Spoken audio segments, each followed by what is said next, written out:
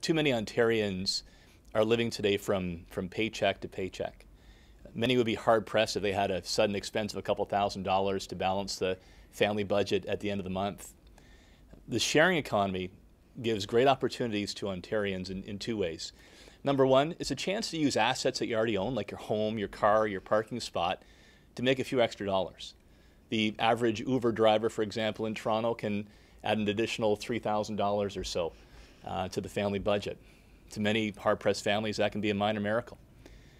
For Airbnb in Chicago, they found that the average person supplying a home through Airbnb made over $8,000 a year. That can make a big difference for your own rainy day fund. To put money aside for your kids' tuition, help fix the roof.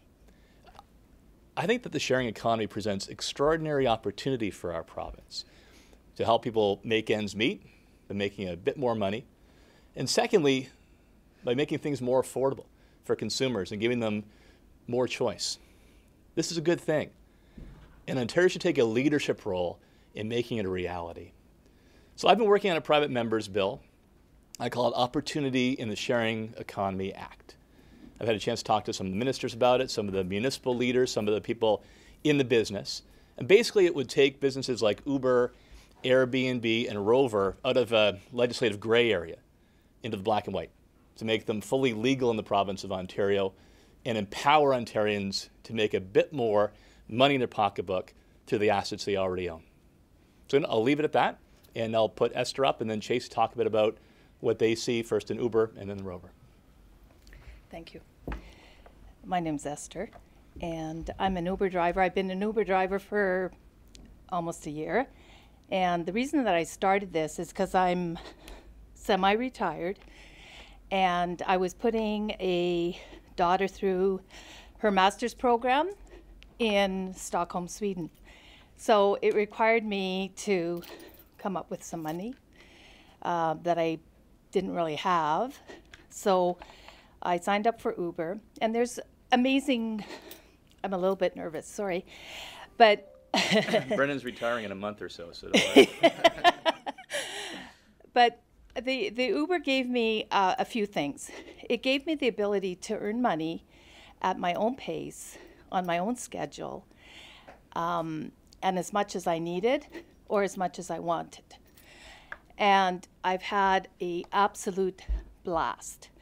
Every week I know I can drive to the tune of making $500, $1,000, and it's just freed up my life and my time. If I was going to put myself on a different schedule, I wouldn't be able to do what I want to do. I can't go on vacation, I can't help my daughter, and I think it's just the way of the future. And a city like Toronto needs somebody, aspects of Uber.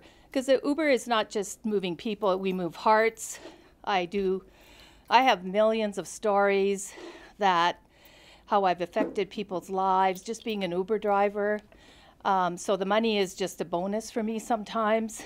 The story is just the icing on the cake.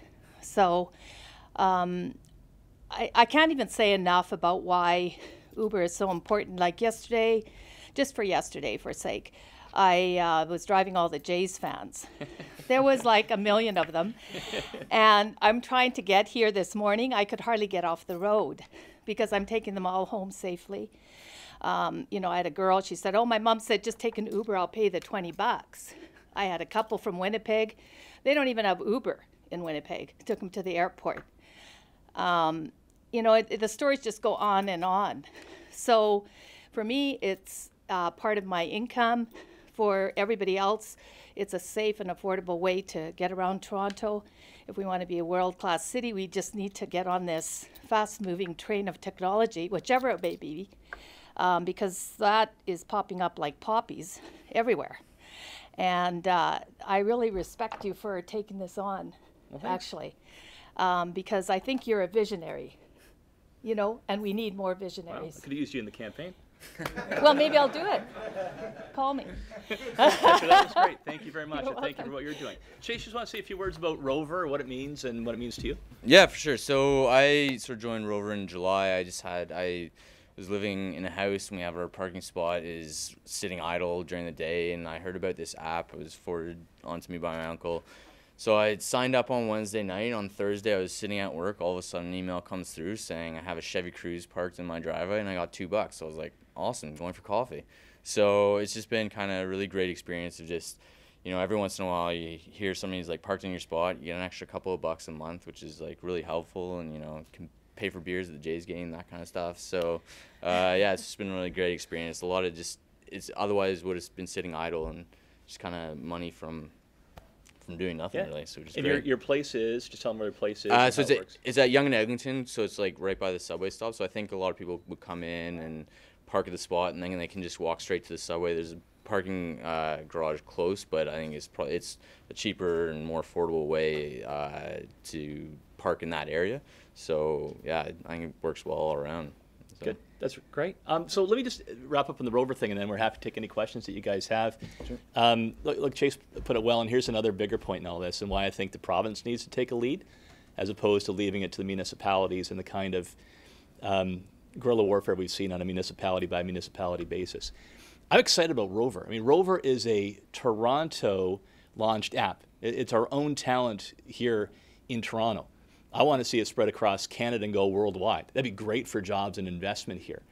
I think the province has to send a signal that we're an economy that's open for innovators, for new ideas, that we actually take a leading role in supporting technology.